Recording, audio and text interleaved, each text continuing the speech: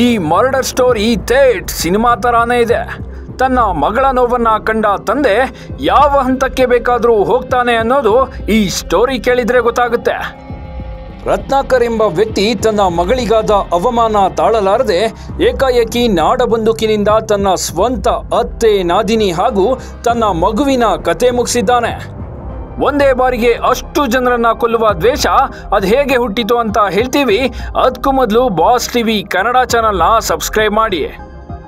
ರತ್ನಾಕರ್ ಎಂಬಾತನ ಮಗಳಿಗೆ ಶಾಲೆಯಲ್ಲಿ ತನ್ನ ಸಹಪಾಠಿಗಳು ನಿಮ್ಮ ಅಮ್ಮ ಎಲ್ಲಿ ಎಂದು ಕೇಳಿದ್ದಾರೆ. ಆದರೆ ಮಗಳು ತನ್ನ ಅಮ್ಮನ ಜೊತೆಯಲ್ಲಿಲ್ಲದ ಕಾರಣ ಆಕೆಯ ಫೋಟೋ ತೋರಿಸಿ ಹೇಗೋ ನಿಭಾಯಿಸಿದ್ದಾಳೆ. ಆದರೆ ಶಾಲೆಯಲ್ಲಿ ನಡೆದ ಘಟನೆಯನ್ನ ತನ್ನ ತಂದೆ ರತ್ನಾಕರ್ ಬಳಿ ಹೇಳಿಕೊಂಡಿದ್ದಾಳೆ.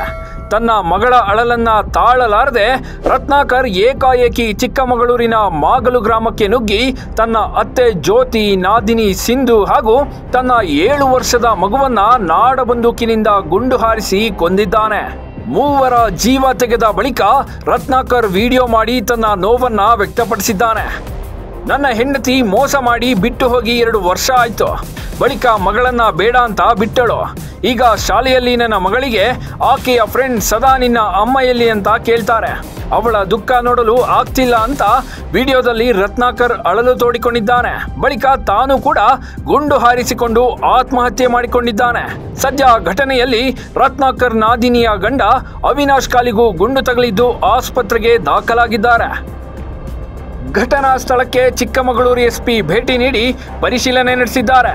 Bureau report, boss TV Kannada. Latest ಹಾಗೂ ಇಂಟ್ರೆಸ್ಟಿಂಗ್ ಸುದ್ದಿಗಳಿಗಾಗಿ ಬಾಸ್ ಟಿವಿ ಕನ್ನಡ ಚಾನೆಲ್ನ ಸಬ್ಸ್ಕ್ರೈಬ್ ಮಾಡಿ.